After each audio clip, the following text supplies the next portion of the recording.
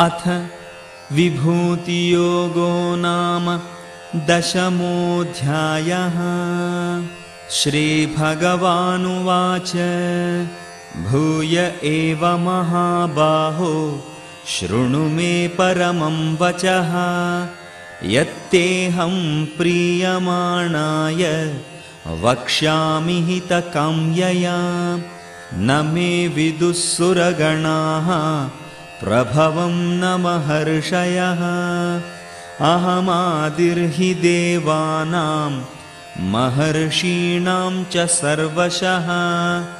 यो मामजमनादिं च वेत्ति लोकमहेश्वरम्। असम्मूढः समर्थ्येषु सर्वपापैः प्रमुच्यते। बुद्धिर्ज्ञानमसम्मोहः क्षमा सत्यं दमः शमः। सुखं दुःखं भवो भावो भयं चाभयमेव च। अहिंसा समता तुष्टिः तपोदानं यशो यशः। भवन्ति भावा भूतानां मत्त एव पृथग्विधाः। महर्षयः सप्त पूर्वे चत्वारो मनवस्तथा। मद्भावा मानसा जाता येषां लोक इमाः प्रजाः। एतां विभूतिं योगं च मम यो वेत्ति तत्त्वतः। सोऽविकम्पेन योगेन युज्यते नात्र संशयः। अहं सर्वस्य प्रभवो मत्तः सर्वं प्रवर्तते इति मत्वा भजन्ते मां बुधा भावसमन्विताः। मच्चित्ता मद्गतप्राणा बोधयन्तः परस्परं कथयन्तश्च मां नित्यं तुष्यन्ति च रमन्ति च। तेषां सततयुक्तानां भजतां प्रीतिपूर्वकं ददामि बुद्धियोगं तं येन मामुपयान्ति ते। तेषामेवानुकम्पार्थम् अहमज्ञानजं तमः नाशयाम्यात्मभावस्थो ज्ञानदीपेन भास्वता। अर्जुन उवाच परं ब्रह्म परं धाम पवित्रं परमं भवान्। पुरुषं शाश्वतं दिव्यम् आदिदेवमजं विभुम्। आहुस्त्वां ऋषयः सर्वे देवर्षिर्नारदस्तथा। असितो देवलो व्यासः स्वयं चैव ब्रवीषि मे। सर्वमेतद्धृतं मन्ये यन्मां वदसि केशव। न हि ते भगवन् व्यक्तिं विदुर्देवान् दानवाः। स्वयमेवात्मनात्मानं वेत्थत्वं पुरुषोत्तम। भूतभावन भूतेश देवदेव जगत्पते। वक्तुमर्हस्य शेषेण दिव्या ह्यात्मविभूतयः। याभिर्विभूतिभिर्लोकानि मांस्त्वं व्याप्य तिष्ठसि। कथं विद्यामहं योगिस्त्वां सदा परिचिन्तयन्। केषु केषु च भावेषु चिन्त्योऽसि भगवन्मया। विस्तरेणात्मनो योगं विभूतिं च जनार्दन। भूयः कथय तृप्तिर्हि शृण्वतो नास्ति मे मृतम्। श्रीभगवानुवाच हन्त ते कथयिष्यामि दिव्या ह्यात्मविभूतयः। प्राधान्यतः कुरु श्रेष्ठ नास्त्यन्तो विस्तरस्य मे। अहमात्मा गुडाकेश सर्वभूताशयस्थितः। अहमादिश्च मध्यं च भूतानामन्त एव च आदित्यानामहं विष्णुः ज्योतिषां रविरंशुमान् मरीचिर्मरुतामस्मि नक्षत्राणामहं शशि वेदानां सामवेदोऽस्मि देवानामस्मि वासवः इन्द्रियाणां मनश्चास्मि भूतानामस्मि चेतना रुद्राणां शङ्करश्चास्मि वित्तेषो यक्षरक्षसां वसूनां पावकश्चास्मि मेरुशिखरिणामहं पुरोधसां च मुख्यं मां विद्धि पार्थ बृहस्पतिं सेनानीनामहं स्कन्दः सरसामस्मि सागरः महर्षीणां भृगुरहं गिरामस्म्येकमक्षरं यज्ञानां जपयज्ञोऽस्मि स्थावराणां हिमालयः अश्वत्थः सर्ववृक्षाणां देवर्षीणां च नारदः गन्धर्वाणां चित्ररथः सिद्धानां कपिलो मुनिः उच्चैश्रवसमश्वानां विद्धि माममृतोद्भवम् ऐरावतं गजेन्द्राणां नराणां च नराधिपम् आयुधानामहं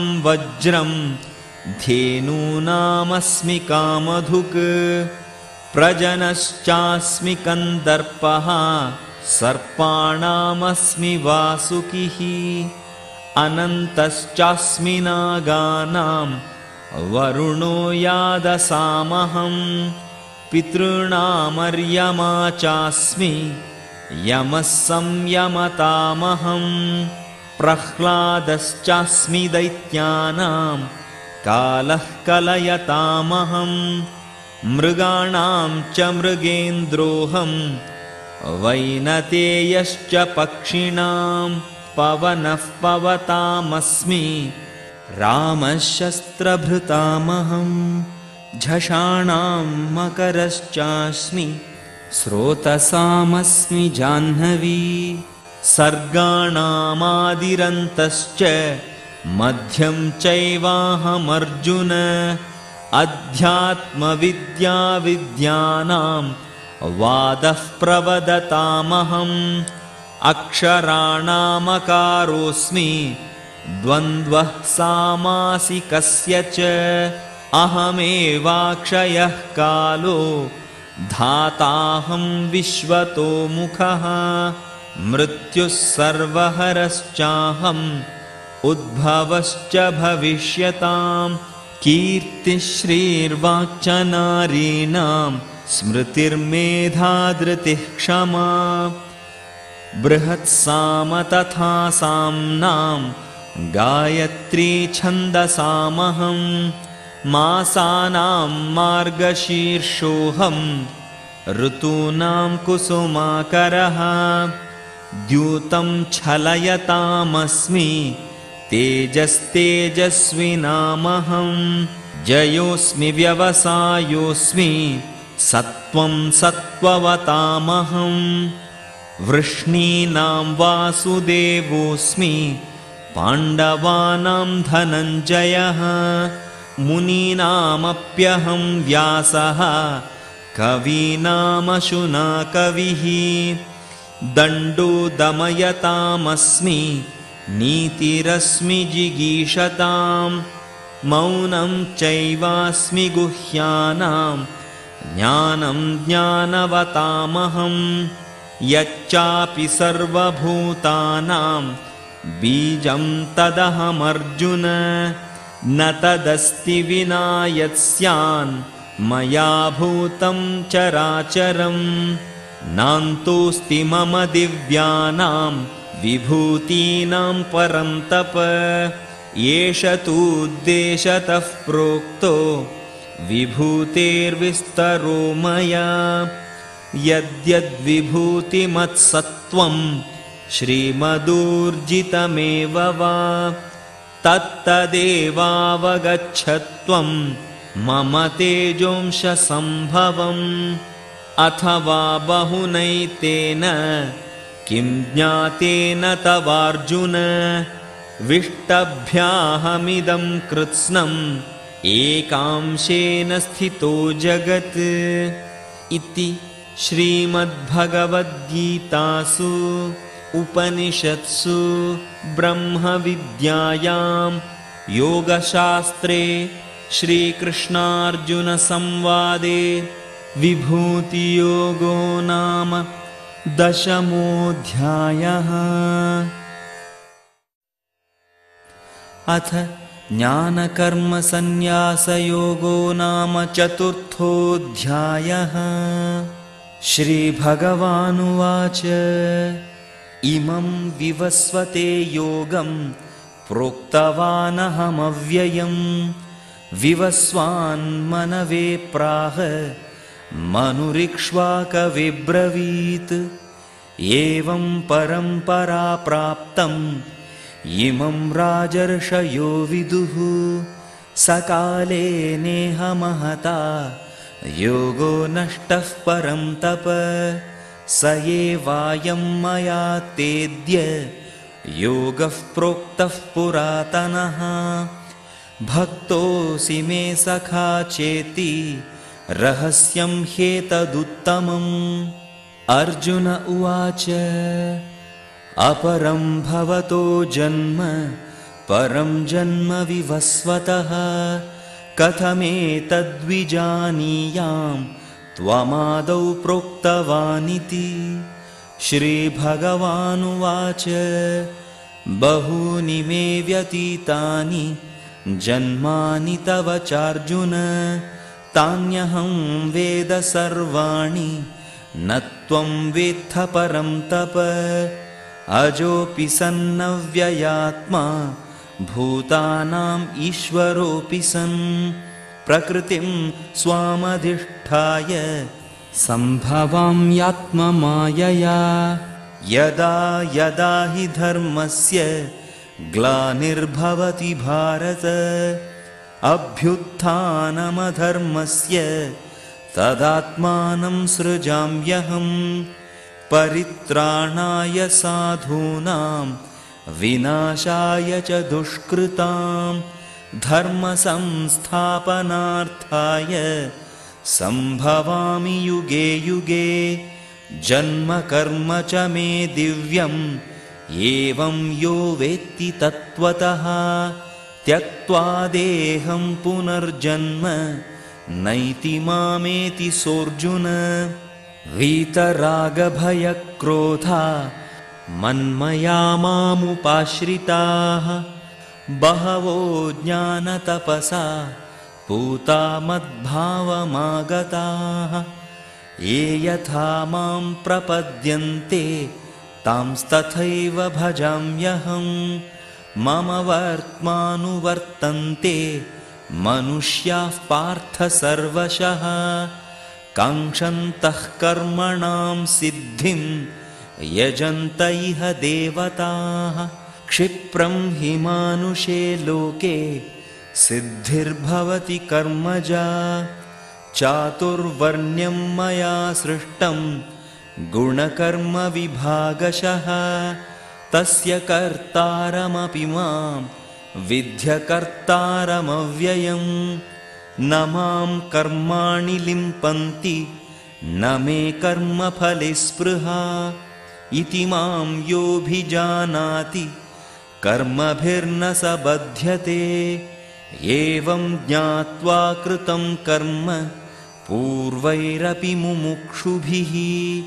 कुरु कर्मैव तस्मात् त्वं पूर्वैः पूर्वतरं कृतं किं कर्म किमकर्मेति कवयोऽप्यत्र मोहिताः तत्ते कर्म प्रवक्ष्यामि यज्ञात्वा मोक्ष्यसे शुभात् कर्मणो ह्यपि बोद्धव्यं